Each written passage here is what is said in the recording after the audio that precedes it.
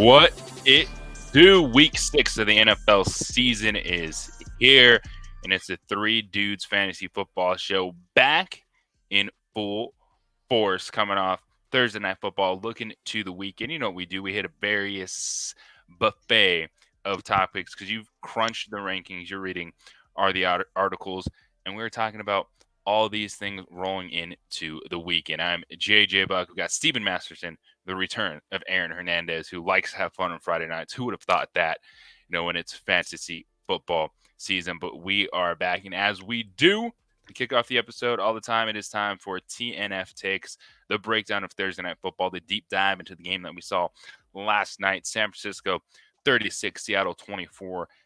And this game was a contender versus a pretender. And I think we see it with Seattle. I think there can be a wild card team get to the postseason, but Geno Smith just doesn't have that next gear. We saw it from Brock Purdy throughout the game, throwing for 3 touchdown passes, really aggressive in the red zone. But then Smith just has his moments on that first possession, driving downfield, throws an interception. The second interception, a lot of people maybe saying it was DK Metcalf not trying hard, not running the same route, whatever it was. It was another turnover, and Seattle falls 36-24. Never really felt that close, even when it was a one-possession game before that second interception. So there's the football stuff of it, but the fantasy perspective, it was a reminder that San Francisco, as frustrating as it can be at times, there's a reason you put the 49ers in your lineup because of the explosiveness. You just keep your fingers crossed that the one wide receiver you're playing that week goes off. This week, you happen to be Deebo Samuel. But, guys, I want to start with George Kittle. And coming into the season, we were hyped about the tight end position because of the depth. But I feel like we didn't talk about George Kittle enough after the fact. He's someone that I think is going to end up probably being tight end 1 on the season. And he's missed a week, and he's still dominating.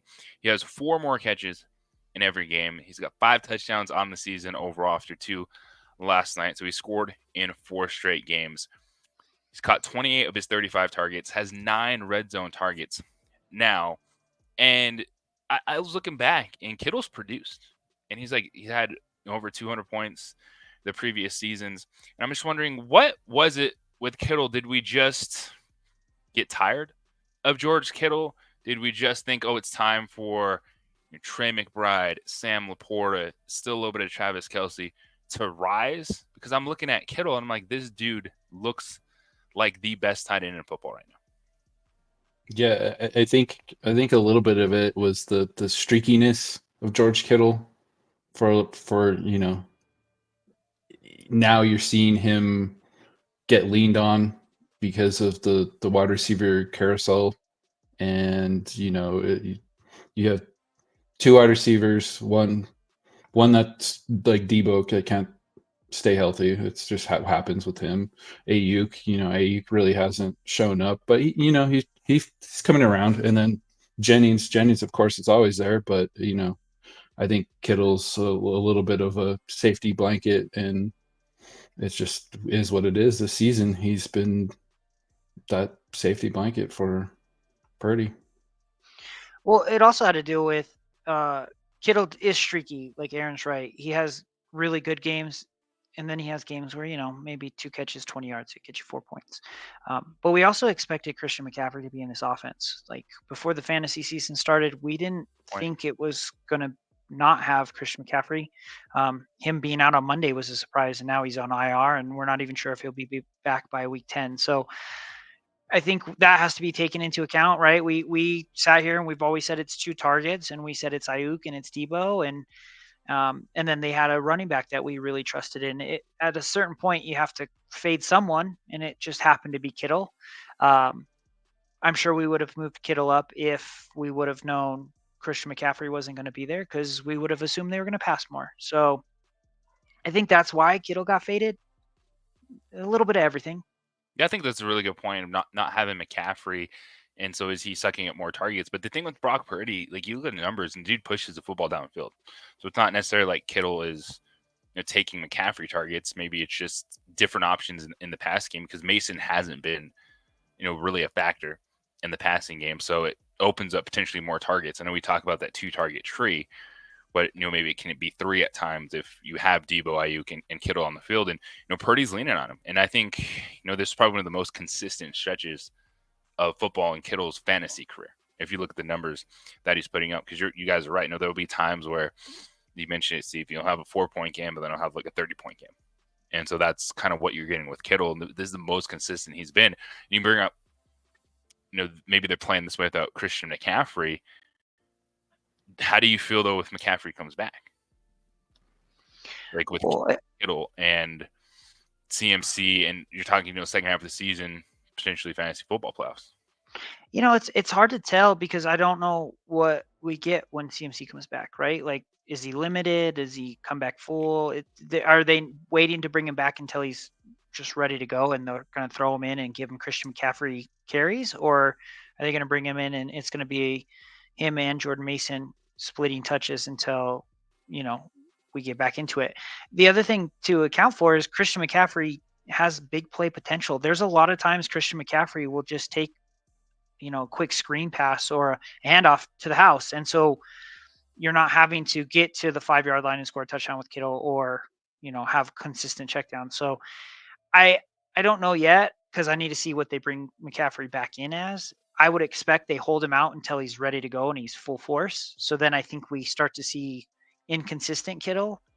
I don't even know if that's the right word, but those boom and bust weeks from Kittle. But I don't think that happens until McCaffrey comes back. So he's definitely a hold.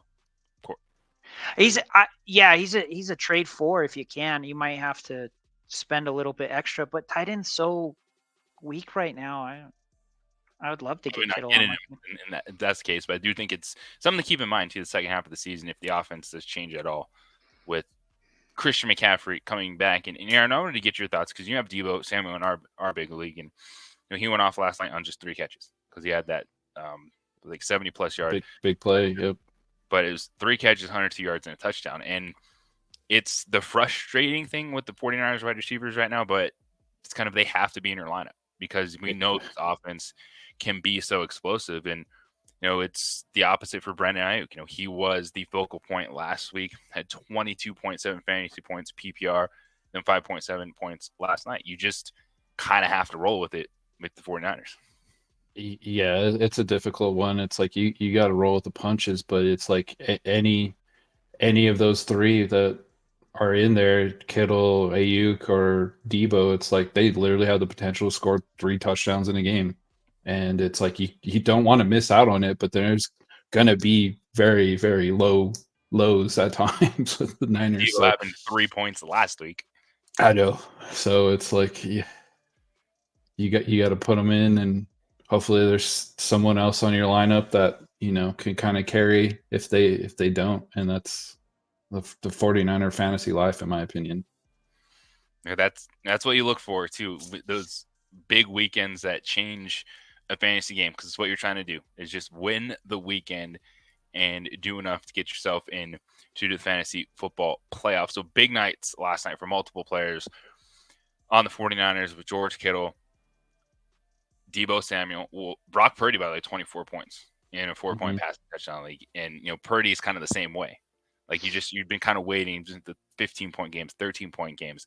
I moved off Brock Purdy after last weekend. And, I think Purdy is almost the same way when we're talking about the 49ers is he can go off, but is he going to have that higher floor at the quarterback position? You just got to take that chance when you have these many weapons. But with that being said, I want to get you guys' takes on the Seahawks offense. And are we looking at 3 startable wide receivers? Because Seattle came into last night's game number 1 in neutral passing rate. And what that means is it really doesn't matter the situation. They're throwing the football. Like they're putting it on Geno Smith. Now, the 49ers did a good job taking Kenneth Walker away, and all Kenneth Walker did was step up with 8 receptions, just being a PPR monster out of the backfield. So we know he's locked in a true 3-down back. But I want to get you guys' thoughts on the 3 targets that Geno Smith is working with. DK missed out on a gigantic game last night. He had caught the football in the end zone, toes out of bounds, and then Kenneth Walker decided not to get set on a big 50+ yard touchdown over the top in the second half. So you finished 3 for 48. DK Metcalf on 11 targets. It was a rough night, but are we seeing potentially solid, at least floor plays from the other wide receivers? I'm talking Jackson Smith and Jigabo and Tyler Lockett. Look up the last 3 weeks for JSN, 13, 13, and 10. So he's kind of establishing that the 10-point floor if you're just looking to get by at the position. And Tyler Lockett just keeps going, man. He caught the touchdown in the fourth quarter, but he's getting targets, 6+ targets in 5 of the 6 games this season. So it's 11, 11, and 16 points for Tyler Lockett. So we know that the boom is there with DK, and you're just kind of what we're talking about with the 49ers wide receivers is kind of you living with the DK life. Like he's never going to be that elite guy week in and week out where you're like, boom, 15, 17 points. Like he's got it. Like he's going to have games like he has 3 games with 15+ points this year. And then he has games of 5, 7, and 7.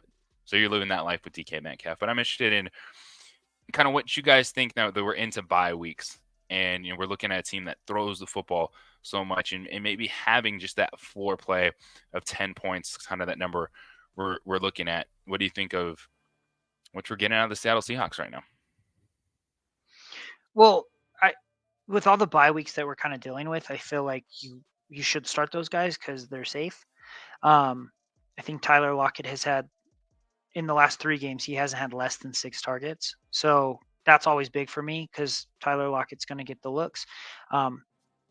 JSN, we have seen big weeks, so I feel like he's a good floor play, but he also has a really high ceiling.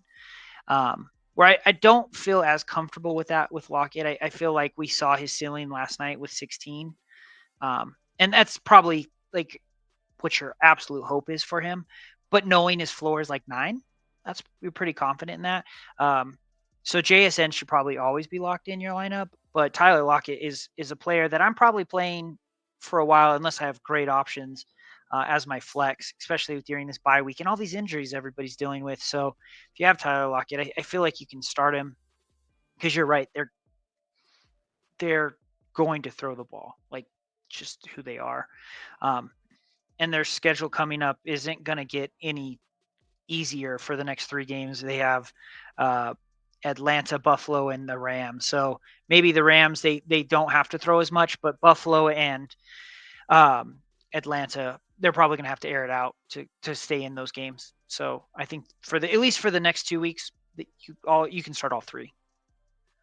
Yeah, it going forward with those, it's like I do think they have one of the harder wide receiver schedules going forward. But I still think, like with you, Steve, I think personally for me, I think Tyler Lockett's probably the safest play. For some reason, that guy seems to get his somehow when I don't think it's going to happen. It still happens. I think Geno needs to get a little bit more comfortable, but that O-line is taking a beating. So that's definitely one thing. I think hopefully that kind of levels out a bit. But, DK Metcalf seems like he's going to be the monster, but it just does not happen. So it's like the ups and downs are unfortunately there with him. So And I think that's why, with DK too, like he is that wide receiver too. Like he falls behind those guys in drafts the last few years because you see it. Like we know he feels like he should be. Like he's just physically imposing, but just that like elite consistency like you're looking for is just not there. And some of that is Geno Smith, but then the reality is Geno is comfortable throwing to Jackson Smith and Jigba and Tyler Lockett. So if you're not getting those explosive touchdowns, then that lowers the floor on DK Metcalf. But he, just like we're talking about Debo Samuel, Brandon Ayuk, those are guys that you have to have in your lineup because you don't want to be missing out on that 20-point game that'll get. Well, and yeah, DK's getting a heavy dose of target shares, especially near the red zone. So yeah, he had a bad game, but at they're the same time, fortunate. that game could have gone the other way where DK ended up walking out with 20+ points and we would have been like, wow, DK looked awesome. It was unfortunate. Some bad penalties, little mistakes. I mean, he was literally half an inch from getting his toe in on that one catch in the back of the end zone. So Feet are just too big. yeah, Isaiah so Likely. it's one of those things where a few bad penalties and one, if he's wearing white cleats, maybe he's in.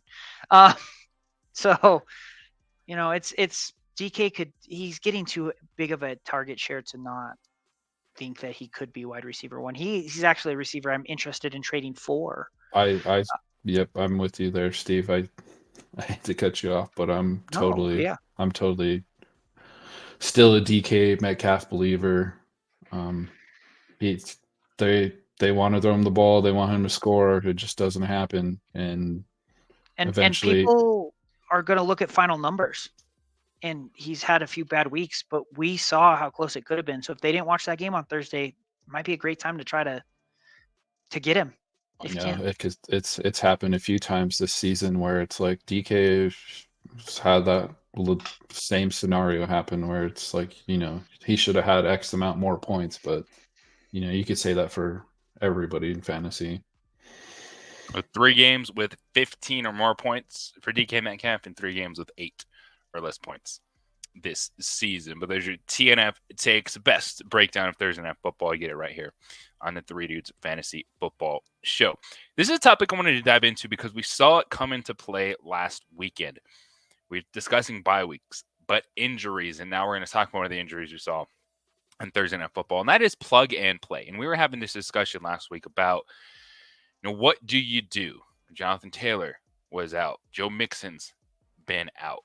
You have the questions, Brian Robinson, was he going to play or not? What does that do for Devin Singletary? So a lot of those guys last week, do you go with their immediate backup, or do you maybe go with someone you've been sitting on that's a different RB2? And, well, the results are in.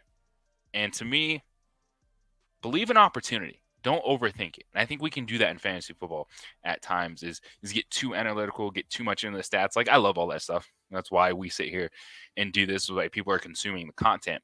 But opportunity can win over talent in short spurts. And we saw that last weekend.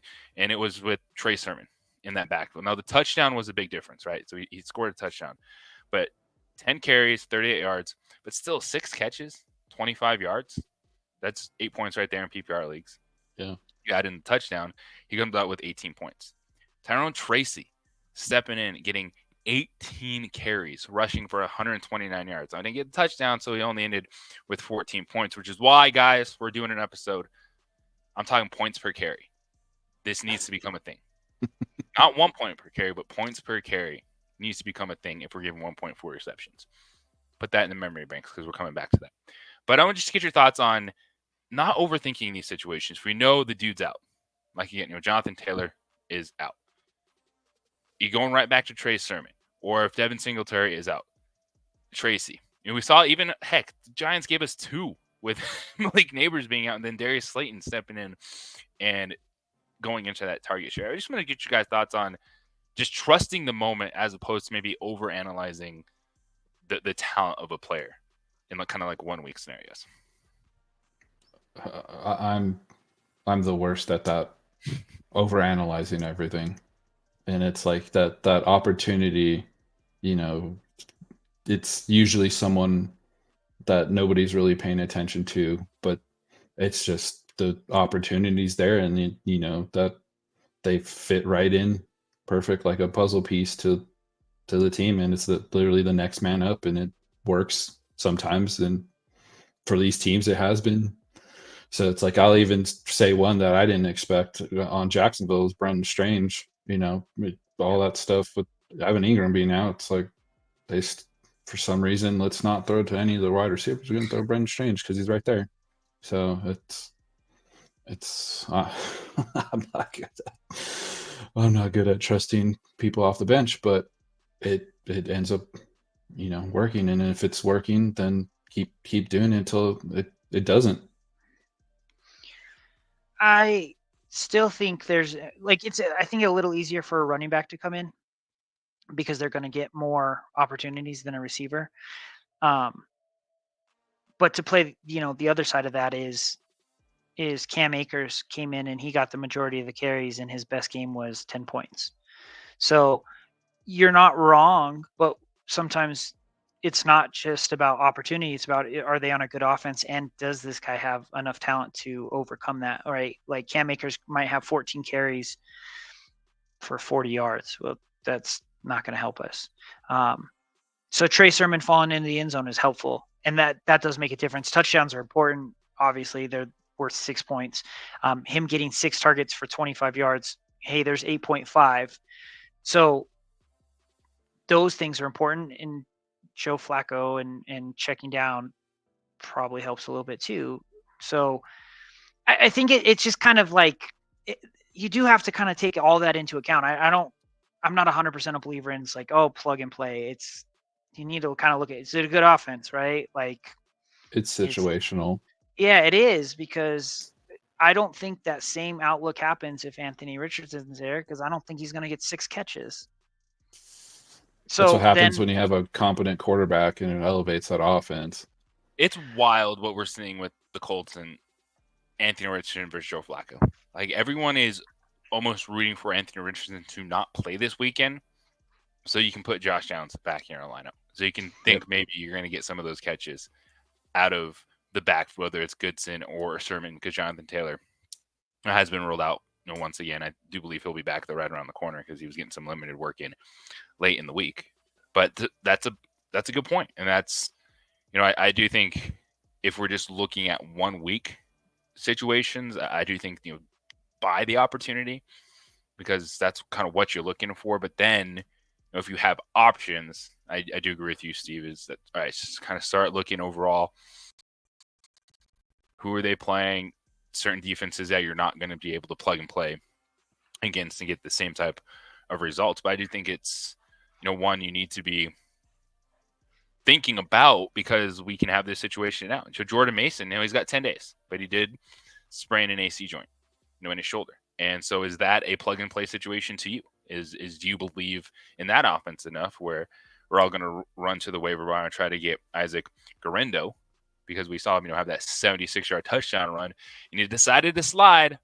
Could have got his first NFL touchdown, but they ended up giving it to Juszczyk a few plays later, and he goes in after the Seahawks burn a couple of timeouts. But is that one of those situations where it checks all those boxes for you, Steve? Opportunity, talent, offense. Let's go get him. yeah, I mean, it's San Francisco. I think we've talked about that all. We talked about it all offseason. We're talking about it now. You just trust the San Francisco running backs. They've been a plug and play offense since Kyle Shanahan has gotten there. So yeah, Mason coming back in the second, even though it was only 1 carry, the fact that he tried to come back, I don't know if he's just going to hand that over. He might just say, "Shoot me up. I'm gonna play." So from a fab perspective, I wouldn't put too much into Guerrero. But if you're hurting, get him just to make sure. Luckily, we have a little bit more time with that game. We might know a little bit more by Tuesday before you have to put in waivers. But yeah, that's an offense I want a part of. So if he's the next guy up, get him. Especially if you need to win this coming up week, make sure he's on your team. Well, yeah, and it's like, even going back to the Giants, it's like I didn't think Tracy would have that big of a game, and Slayton, their wide receivers, it seems like it's always been the next man up in New York, so they've been able, like, Slayton's done that before, and I don't know, it's interesting to Daboll's see a good coach. see the dynamic exactly of different teams. So it's like Ali even used the example, like, for being desperate for points. It's like Debo's out, Juwan Jennings just blew up, but it's like I need points on my team, so I spent a bunch of fab for a player that didn't even, Debo came back that week, so it's like, no, I wasted a bunch of money for nothing. But it's like that happens. It's like if you need points and you kind of chasing points, it's like you hate to get in that, but you really still want a part of that good offense or team where it's like, the next man up usually will still be successful. So, but I think what in your case with getting Juwan Jennings after the fact is, he can produce, and it's one of the reasons I went hard after Tracy, in Fab this week, because I am a Singletary owner, and it's kind of having that direct one, the handcuff. Wasn't sure who that was going to be until he saw it. What happened after the fact. So I guess I do need to go back a little bit, because your comment kind of triggered something there, Aaron. I think if you do need to win this week, I could see if Mason looks like he's not going to play, Guerrero being a good pickup. If it sounds like he's going to sit, because winning a week is important. but you do have to understand Guerrero is not going to be the starter once Mason does come back and CMC comes back. So if you need to win the week, Guerrero's a good pickup. But if you're higher up, he's probably not the guy you want to put in a lot of fab. So I just wanted to reiterate, because you made a good point. Like, winning a week is important. So if you're hurting, you're 1-4 after this week, or 1-5, or maybe 2-4 after this whole week, then yeah, maybe getting Guerrero is good, because you don't want to get too far behind. So I do want to kind of reiterate that. You're right in that aspect. Sometimes winning a week is important.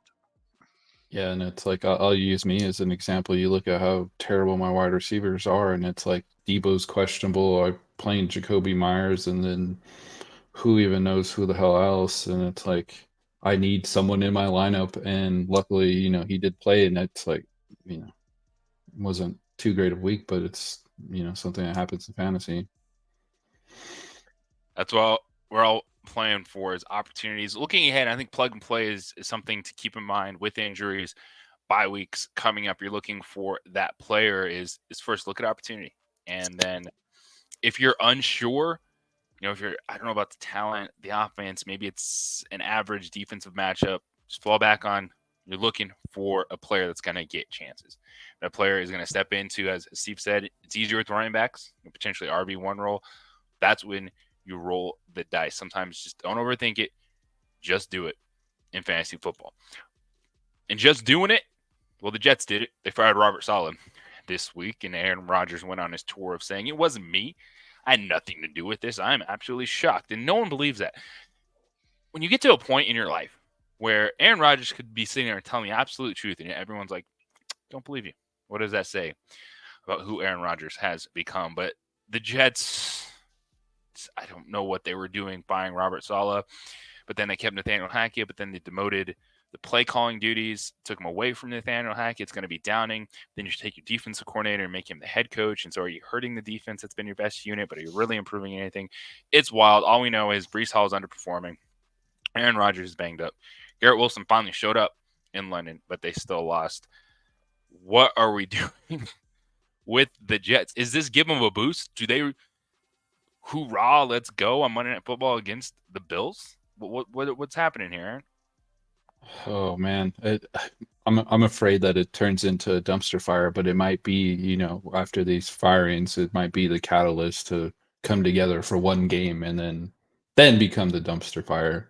Because it's like the Jets have not looked good really the whole season. It's you look at Rodgers' stats versus Zach Wilson's stats, and they're exactly the same. It's like the same team from last year. So it's like I don't know. I don't want anything to do with the Jets. We know Garrett Wilson is Steve's favorite receiver, so he's buying him. Yeah. I actually think this actually helps Breece Hall. Long term, intern head coaches usually run significantly more than almost anybody else. I do want to just say, just from a completely football standpoint, if Robert Saleh was fired at the end of last season, we wouldn't be blinking an eye. It's the fact that they said they were sticking with him and then fired him after London. It's weird. It felt like Nathaniel Hackett was the issue. The offense not performing. Don't get me started on Hackett. So really, has Hockey been the head coach of a team you root for? What's that? Good old Hackett. So I'm not usually a fan of hot takes. Yes, I know that the business I work in, doing a sports radio show Monday through Friday on the Sports Animal, 7 to 10 a.m. Check us out. Supposed to do hot takes, JJ. I'm supposed to do hot takes, but I've never really been that guy. But the hottest take, and it was the one that I believed in so much at the moment, and it's on the X. You can go back and look at it. So after that first Monday Night Football game where the Broncos lost at Seattle, I said Hackett's one and done. Like, he's getting fired this season. So, like, if there, and that's not just, like, an upset fan, like, you just see, like, this dude is so bad. We know the only reason he still has a job is because somehow Aaron Rodgers likes him. Quarterback's got too much pull. About Nathaniel Hackett that Rodgers, like, this is my guy. Or if he's just a yes guy and he does absolutely everything Aaron Rodgers wants him to do, and yes, like, it's not Nathaniel Hackett's offense, it's Aaron Rodgers' offense. So what are we really doing in New York? I don't think that's a hot take. I've always felt like if you have a great quarterback, like a Hall of Fame quarterback, Peyton Manning, uh, you know, Aaron Rodgers, you don't want their offensive coordinator as your head coach because are they just being boosted by a Hall of Fame quarterback? Most likely. Like Adam Gase was the perfect example of that. Like Peyton Manning just made you look good. Well, it's Peyton Manning, right? Aaron Rodgers kind of is doing the same thing for Nathaniel Hackett. Yep. Sorry, I know Josh I took us Daniels. off on a, Josh. Yeah, exactly. Tom Brady. Yeah, you look great. Well, It's Tom easy Brady to kind of helped. coach the greatest ever. Yeah. From a fantasy perspective, you might be right, Aaron. I don't think it helps. Like I said, I think Brees Hall is probably going to get a boost. Maybe Aaron Rodgers can carry him a little bit, but we've never seen a team with an intern head coach make a ton of fantasy standouts. Like you might be able to argue the Raiders did a little bit once they got rid of John Gruden a couple years ago, but even then, like, Well, that was such a fantasy. weird thing because they didn't. It wasn't like they were playing bad and they got rid of Gruden. Yeah, They were, Guys were and kind of rallying like, "Hey, our head coach was fired because of emails and yeah. emails." But that's they the were only one literally I can thought they really. were back. Yeah, that's the only one I could really think about, like where there was still fantasy relevance after firing. The a only head thing coach. we can look And at, I think right? that was a better team than what the Jets are this season on offense. Yeah, like you just have to keep playing Garrett Wilson and Brees Hall, and then other than that, like you throw your dart if Alan Lazard is going to catch a touchdown. Alan Lazard, yeah. So Like Alan Lazard kind of reminds me Tyler Conklin a thing, but it's like that's like super like no floor tight end play. So Yeah, I'm still not sold on Garrett Wilson. Like he had a great game, but you're right. You told people, hey, it's not going to be worth it. You know, that late first round, early second round pick, but it's one of those things that you have to keep playing him because unless you move him, and that's an interesting thing too. Like I'll spin it off of high investment not performing. Just came to me. What are you guys doing with Garrett Olave? Chris Olave? Chris Olave, excuse me. Because there's two different people, but they both went to Ohio State. That one's terrible. You know, going in this season, I didn't like Olave, and now it's just like red alert. It's like Derek Carr's not there. Spencer Rattler what is he gonna do? The Saints don't feel comfortable with their quarterbacks now, so it's like I feel like I can steal Chris Olave, and I will totally try to steal Chris Olave. At this point, I don't know if he'll have a good game. I think he will because usually young quarterbacks will just find a target and throw to that. I think it'll be Olave, but I could be wrong. And Derek Carr eventually should come back. I think I don't know what the timetable is. I want to say it was 2 to 3, but it could be. I think it's like going to be like a 4-week. Yeah, it'll be close. But I might be able to steal him and get something, send him for nothing. You know what I mean? It's kind of how I feel about Isaiah Pacheco right now. I kind of Pacheco. Yeah, you're if still you're gonna brave, have to give him something. I don't think Pacheco comes back this season. You could be right. He might not come back. I think he'll come back November, December. So if I'm a competing team, he's a throw-in option. I can just kind of get thrown into a trade. But I do like Olave still. The talent's still there.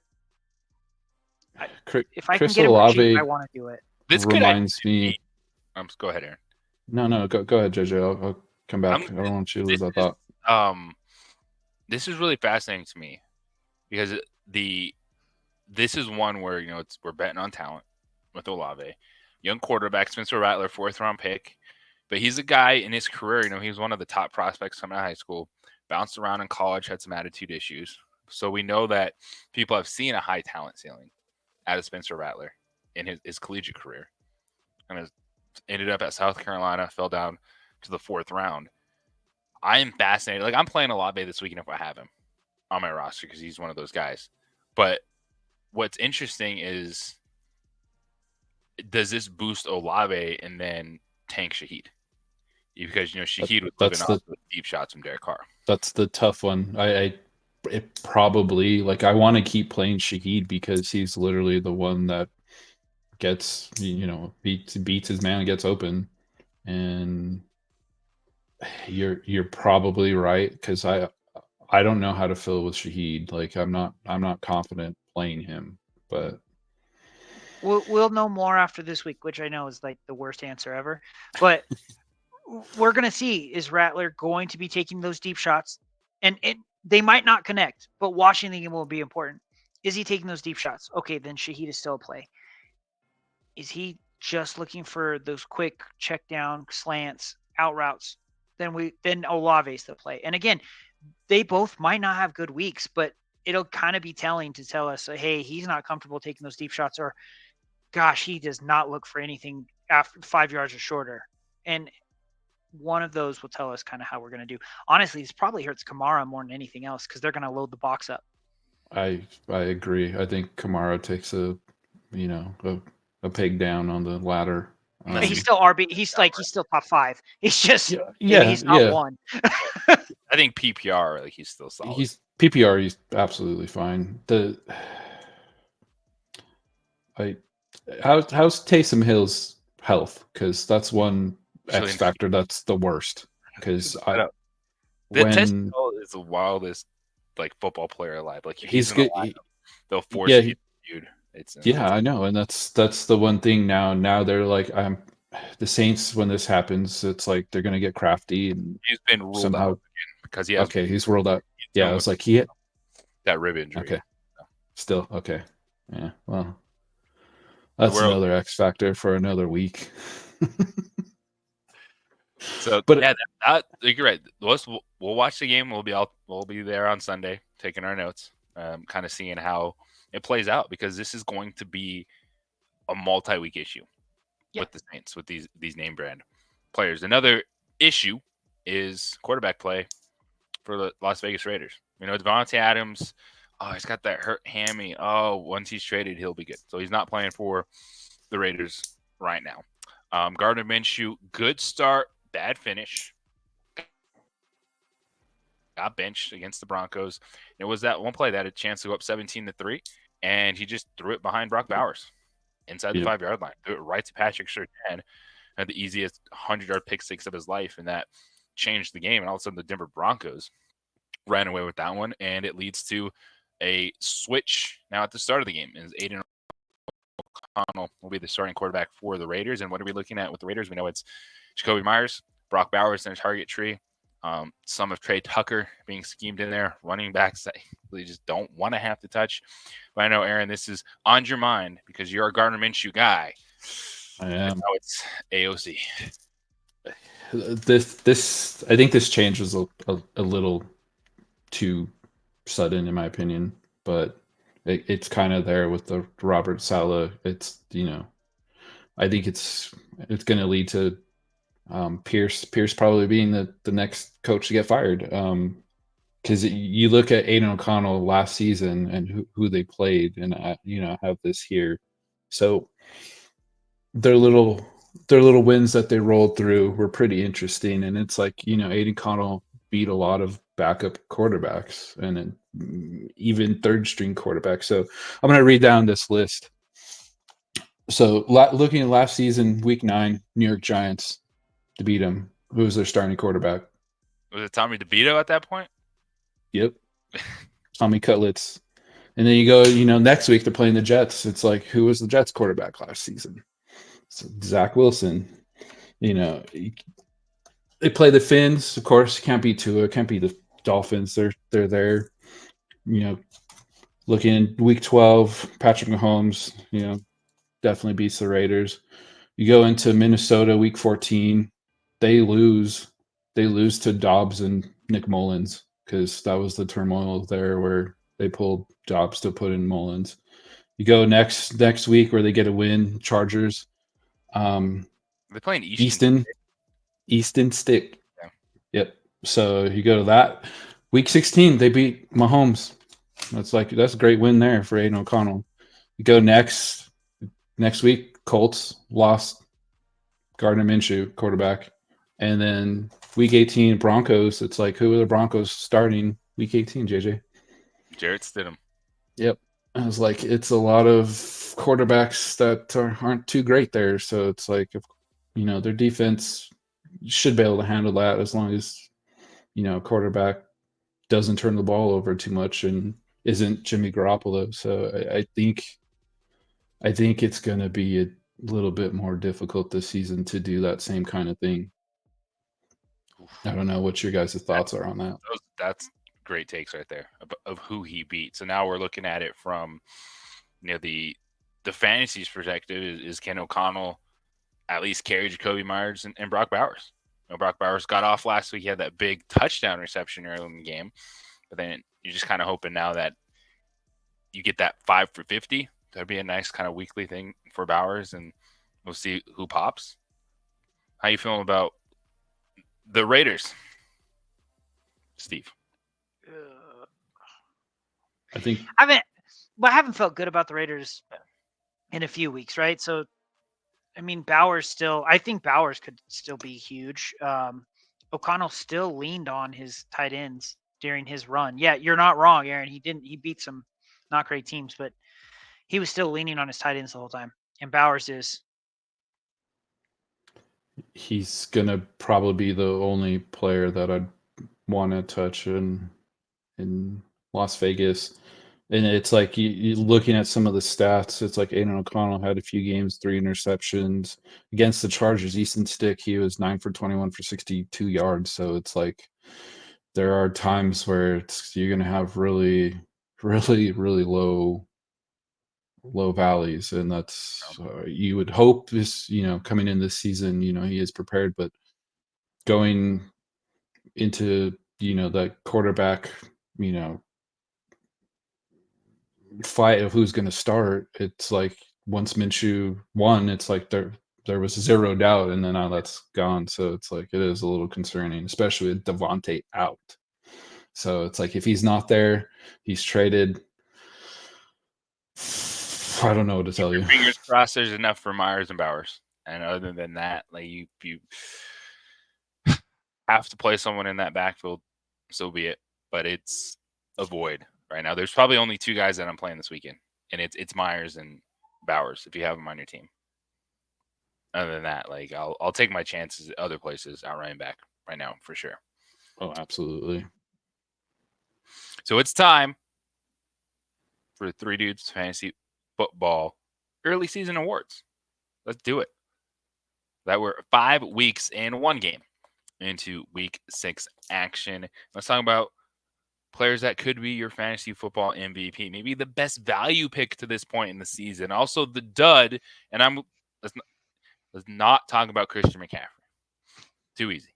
If you took him number 1 overall, hopefully you got Jordan Mason. If not, you've been climbing an uphill battle. So we'll do our early season awards, and let's look at the fantasy football MVP of the season. Is it going to be the player that has the most points? Is it going to be someone that's gone off on your team? Steven, who is your fantasy MVP 5 weeks into the season?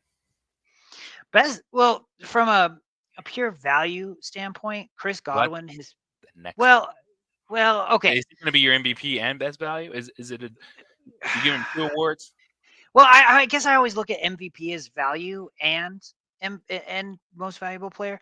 But if we're gonna go just say this has been the best player, I would say Saquon Barkley.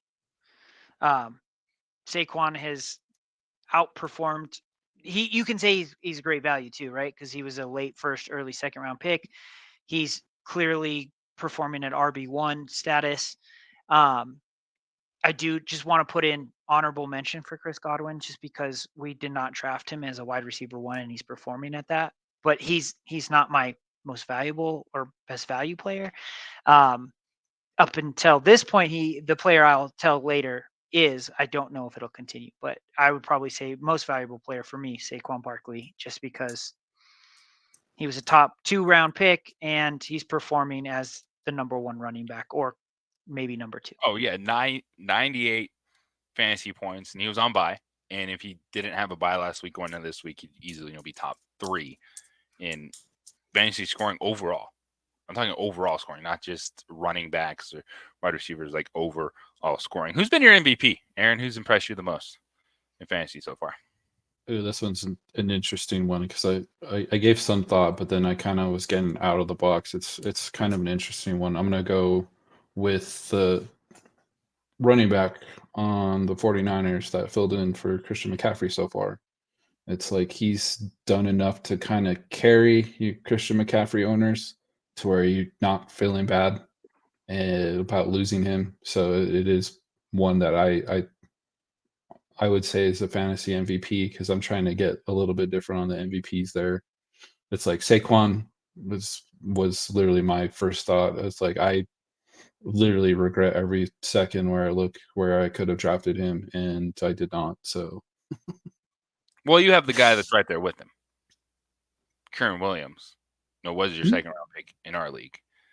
I know I literally was And- gonna go Kyron, Saquon, because one thing, and I don't mean to go off, but it's like what we're seeing in Jacksonville with Tank Bigsby and ETN is literally shaped up to how I saw it, and it's like I took ETN instead, just off of you would think PPR wise he'd be, fairly safe, but it's a little bit rocky. So Kyron's definitely there. He's consistent, so that's a great thing you want. So we're all on the same page. And my fantasy MVP is going to be a running back, but it was to highlight the fact that running backs are back, and it's Derrick Henry. And because in a PPR world, Derrick Henry going into this weekend is a top 5 fantasy football player, and he doesn't catch passes. It's amazing what he's done. 2 games with over 30 points this season. He has 110 fantasy points in PPR scoring, and that's without being a factor in the passing game. And it's just this was one of those years that we were flirting with it. Maybe running backs are going to be back. Is their value going to be up? But I don't think we realized that it was going to be almost 50-50 in terms of the top players being top skill players, being running backs versus wide receivers in these categories.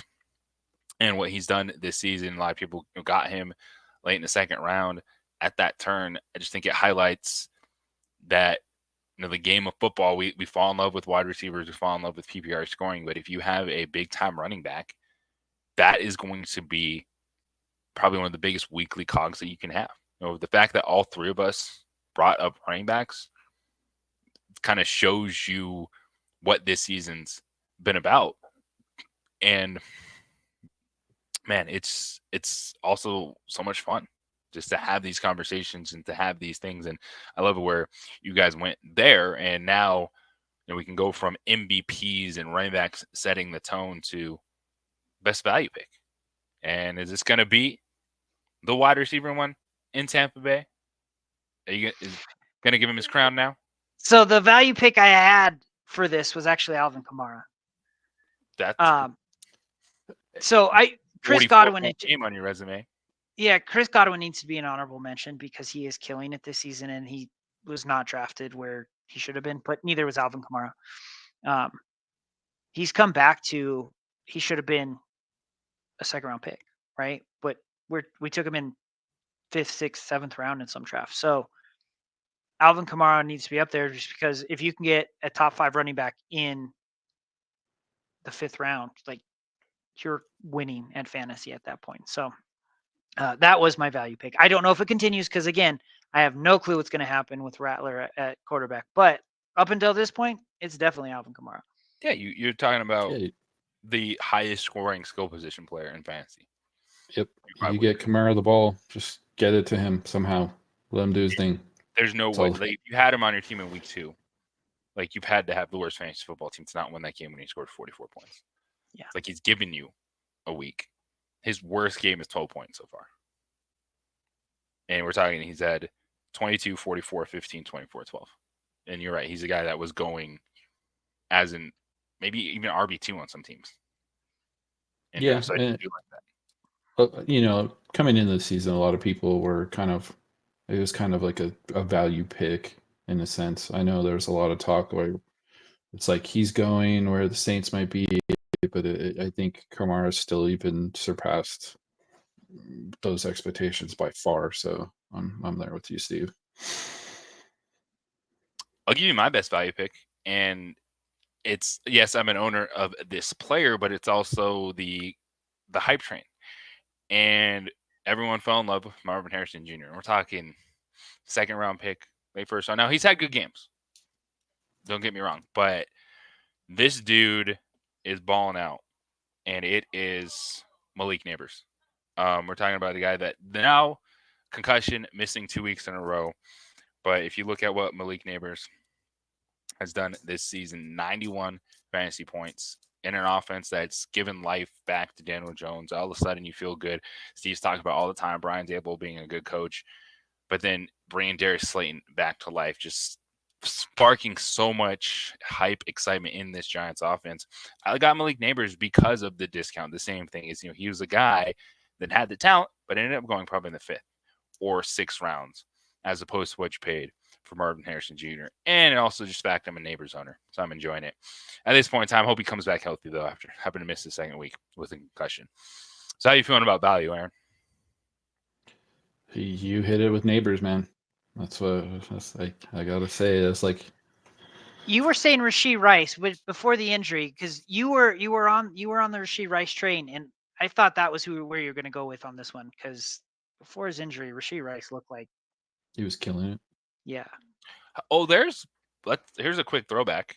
How about that plug and play? Did you see that coming? Juju Smith-Schuster? Oh no. Wow. Yeah, I don't even. I mean, he's got to throw to somebody. So. I was like, no. Yeah, he's got to throw to someone. Come on, Juju. Out there and get like 22 points. Yeah, it was crazy. Value pick. You want the value pick for me? It's gonna be Jaden Daniels. That far down. It's like I was able to get him super late in 12-man, and he's just been killing it. He's what it is. That's we were talking about him as, hey, get a veteran and then draft one of these rookies. Get your Brock Purdy, get your Jared Goff, and then get Caleb Williams, Jaden Daniels. Dude's QB2. Yeah. Just behind Lamar Jackson, and we get to watch those two guys go toe-to-toe this weekend. I know. It's been a crazy ride so far. It's like I just want to keep seeing it going. I love what Jaden Daniels has done with that offense. Like we all were excited for it. I was on team Terry McLaurin, but then to see Brian Robinson become like Derrick Henry light and just be a touchdown maker. Eckler is explosive. Jeremy McNichols, Damari Brown going down the field. And I know you are starting Zach Ertz. Aaron, you're a Zach Ertz believer, and the guy's like 8 points a week. Yeah, I was like, he's gonna catch some passes from a rookie, so I was like, it'll probably happen. So, and it's like McLaurin. I wanted McLaurin. I tried to get him in whatever leagues I could, and well, we can talk. Maybe we can figure something out. Robinson, I liked Robinson too, and it's like in like a week. It's and he makes a trade. You got running back though. Like I had a receiver. We'll talk. But anyway, all right. Yeah. Conversation for later. We're not talking about Anthony Richardson anymore. That's gone. So. Oh my god, I should have just hit accept. I don't even remember what it was. Yeah, there were a couple trades that I offered. I'm so glad people didn't accept because it would have made my bad trades out even worse. All right. Well, one thing I was going to see is I was going to try, and I don't know where you feel with ETN, but I was going to try to trade ETN to you. And I don't know if you'd wanted him at that time or not. I was like, Derrick Henry. I was like, literally give me Derrick Henry. But that was early. So. Speaking of that, is a dud Travis Etienne for Aaron, excluding Christian McCaffrey and those owners. We know it hurts. Who just has made you sad? Put a frown on your face. He's on there, but he's not as disappointed with who I'm going to bring up, and he is the QB, the golden boy, the one that should be doing everything for everyone, and he has how many touchdowns and how many interceptions on the year? It is, I believe, 6 and 6. So Patrick Mahomes, the biggest dud ever. and it's so interesting to watch every week. So you expect something, and it's very, very like close to pulling teeth sometimes. The best quarterback in the NFL is nowhere close to being the best quarterback in fantasy football. Not even. I wrote that down. It was Patrick Mahomes. Patrick Mahomes has 70.9 points right now. Do you know who has 74 points on the season? Daniel Jones. You know who has 70 fantasy points on the season? Trevor Lawrence. Yep. And the conversation is Trevor Lawrence is broken. He is. Yet Patrick Mahomes is drafted in the top 3 rounds to be the franchise quarterback on your fantasy football team, and he's not a franchise fantasy quarterback. He will win you the Super Bowl in real life. He won't win you a fantasy championship. That was my dud. Yep. I hated to steal it, but that one's like just you didn't steal it. We're on the same. The glaring one. It's like, oh my god. You want to get in there, Steve? Or are you going to go with who I think you're going to go with? Well, I have 2. So I have my gloat, and then I have my actual fantasy dud. My gloat is Garrett Wilson, because I've been saying it all season. Don't draft Garrett Wilson. Excluding injuries, right? So no Tyreek Hill because 2 is out, and no Christian McCaffrey, no Puka Nacua, Cooper Kupp, Mark Andrews. Mark Andrews we drafted him as tight end 3, 4, and he has been outperformed by Isaiah Likely. In 2 out of the 5 weeks they've played. From my perspective, when we were talking about tight end and how deep it was, we had all said there was a clear top 6, and Mark Andrews was in that top 6. It was Sam Laporta, it was Travis Kelce, and then it was Mark Andrews, or some variation with Mark Andrews in top 5. And he is not even. You're purely started Mark Andrews because you probably didn't draft another tight end. I mean, we're at the point where he's close to being droppable. So, which is, I can't believe I'm saying that. It just seems outrageous. So, yes, Garrett Wilson is I'm going to gloat, but Mark Andrews is clearly the fantasy dud, because at a position we drafted high, he has not performed. And I'll even add another one technically to this list. Another tight end. You said it. Laporta's one. It's like Laporta was drafted to be the man, and it's like there's nothing really coming his way at all. And I have to, like you said, it's like you have to start him. It's like he'll get a little bit, but it's not last season. Because Jameson Williams is now wide receiver 2, and that's the number target share of 2 on that team. Yeah, this season. No, Laporta is coming off a bye week, so we did factor that in. But still, he's sitting on 26 fantasy points. And that was because you were feeling good that he got 9.3 points before the bye week. He's been outscored by Jonnu Smith. I know. I tried to trade him after that game. Jordan Akins. And that's so disappointing, but it's a guy you just have to keep playing. Probably took him in the second round. And tight end's been wild. The fact that Dallas Goedert went off, that changes his trajectory, but now Devontae Smith and A.J. Brown are back, so he falls down the target tree, plus Saquon Barkley. So hopefully you rode him for those couple weeks. I think a dude that we could talk about positively, though, is Tucker Kraft becoming a viable option, an explosive passing game offense. If you invest in Jordan Ferguson, and we talked about him a lot going into the season, building off what we did last year. So hopefully you got it right, because if you missed, then you've been chasing tight end. Yep. All season long. What is that time of the show where we plant our flag? We give you a player that you need to put in your lineup, or a player that we believe in so much. When we put our daily fantasy lineups together, this guy is going to be someone that we are playing. Now, it doesn't always work out like last week's result. Steven, Najee Harris, 9.7 points. It wasn't an absolute dud, but we're looking for double-digit points. That's what we're trying to do for you. Planting this flag is getting you a guy that's going off as a low ownership percentage, or someone that might be sitting on your bench that you haven't played for a while, that it's time to play. I'm with Roma Dunze. 9 points. It was the DJ Moore show against the Carolina Panthers. But it's time to plant your Flag, and who is it going to be for you this weekend? Steven, I'll start with you. I don't know if I should do this anymore because I'm always a week off, right? Darnell Mooney, the next week he goes off. So Najee Harris probably going to go off this week. But my plant the flag is Tank Dell. And I'm picking Tank Dell because Nico Collins is out. This is the opportunity that we expect for Tank Dell to have a big week. I believe in Tank Dell's talent. I believe Tank Dell is an amazing football player. Nico Collins not being there. Stephon Diggs might take the number one role, but Tank Dell should be getting his opportunities. After we saw Nico Collins go down, Tank Dell did get 4 targets. He had 4 targets all game. They all came after Nico Collins went out. I think we should see a big game from him. So my plant the flag this week is Tank Dell. I like it. Is it talent profiles there?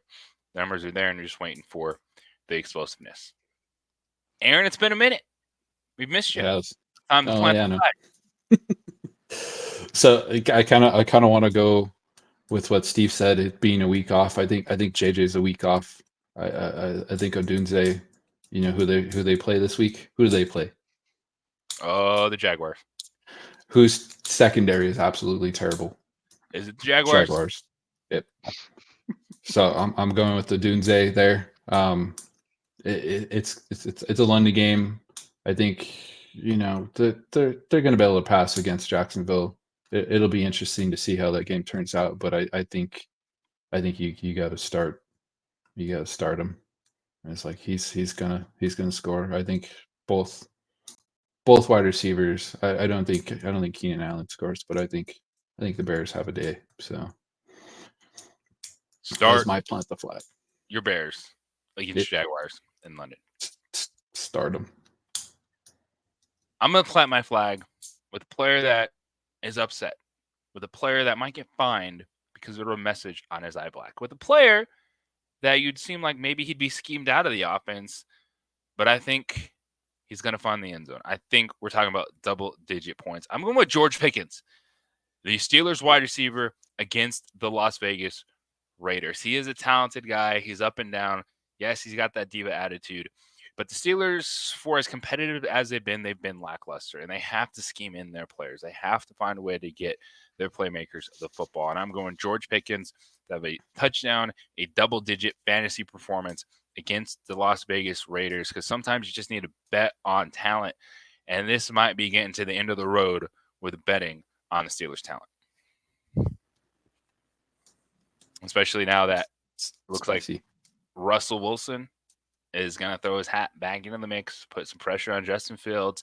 Mike Tomlin's never been over the moon with Justin Fields. He's always left that door open for Russell Wilson, and it's just more of the same in Pittsburgh. We knew this was going to be a rough year because they were taking a chance, right? That's why you got Justin Fields on a discount. The Broncos were done. They're eating like $80 million this year just to not have Russell Wilson on their team. But this is the last-ditch effort. Plant your flag with Pickens. It's been bad. It's been rough. It's bad PR. Like, this is one of the ones where, like, it shouldn't seem like they're about to go off, but that's why I went that way. A guy that's outside the top 30 in the rankings because it's a mess, because the offense has been so lackluster, because he was crying. It's Arthur Smith. Like, somehow I think you could have like 60 yards and touchdown, a couple catches, sitting on 15, 16 fantasy points. You're feeling all right. Yeah. No, I like Pickens. I still think the talent is there. It's going to be a weird game. I don't know what to say there. So I agree with you. I can see Pickens going off, but I really thought last week was going to be a good week for Pittsburgh. So, I mean, my before the season bet of them under their 6 wins, I think is what it said, or 8 wins. I feel confident about it, even though they have a good record right now. The team does not look good. They feel like the defense is just willing them to victories. That's what they've been chasing. It's the last few years. They tried it. Kenny Pickett didn't work. They didn't have enough to do more at the quarterback position this year, so they took chances. Justin Fields, Russell Wilson. It ain't great. So you hope you can get a spark out of Pickens this week. But there's your week 6 fantasy spin as we head into the weekend, and we'll see I'll use those players. I'll put a lineup together. I'll throw some Pickens in there. I'll throw some Odunze. I'll throw some Tank Dell. Leave you with some nice money to go big on running back. After that, I'll even throw honorable mention if Zach Moss. I think he might be out. It's like Chase Brown. It's like get him in there. It's like so Zach he's gonna Moss kill is it. playing, but I would. I don't care. I'd still play And Chase this Brown. is interesting. You mentioned it, and I know we're just running, so let's just go a couple more. So Doug Peterson doubled down on Travis Etienne this week and saying he is our guy. He's our RB1. But you see Bigsby's has the explosiveness. So is Peterson just being stubborn, going with the veteran? Or could this be, hey, the best thing for the Jaguars could actually be to make this the worst thing for fantasy owners, but actually a committee approach at running back? Oh, in my opinion, it's going to turn in 100% committee. Tank Bigsby, when you watch him, he passes the eye test compared to Etienne. Etienne still a little shifty, but you could tell it's like his injury is bothering him, and he looks a little off. And it's like Bigsby's he's just running, man. There's no other way to put it. So I definitely think that's something it will be coming down. Peterson doesn't want to say, your starter. He's fine. He doesn't want to, shake confidence. But I think it is going to end up happening. Etienne's a better pass blocker, though. He is, and I'll give him that. And but and that's important. And it's what we saw with Zeke for all those years is you might lose a step, but if you can pass block, you'll stay on the field because I need you to be able to Tony protect Pollard. the quarterback. Yep. So So it's a very similar situation there. Tank Bigsby could definitely be the leading rusher on the team, but Etienne's still going to have value, especially coming out of the backfield on third down and protecting the quarterback. So, yeah, I think he takes the little dip that he's been taking, but I think Bigsby's definitely an easy flex play, no matter what. I was like, if he breaks anything, I was like, how he's done here. So it's like he's going to get you points, but there is a chance that he doesn't. It's what it is. We'll see how I'm curious to see how this offense goes going forward, especially Press Taylor and all this. It's like Jacksonville. To go on a side tangent real quick. I've seen the most brain dead articles about trades from Jacksonville because teams need a running back and stuff like that, and it's like they're trading for Etienne and all this stuff, and it's literally the dumbest thing I've ever read.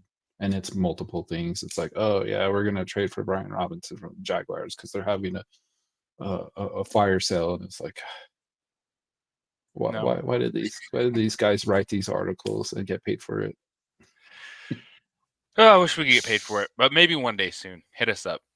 3 Dudes Fantasy Football Show. We are here for you every single week. And of course, like and subscribe. Please and thank you. We're giving you content that's hopefully a little bit different discussions. Everyone's got the rankings and breakdowns, and yeah, we consume all that throughout the week and then hit you with some different topics that come up heading into the weekend. And of course, you can follow us on the X at 3DudesFFS. You can find us on the gram, 3 Dudes Fantasy Football. Of course, the YouTube channel. Steve does a great job there with the content, the shorts that he's putting out.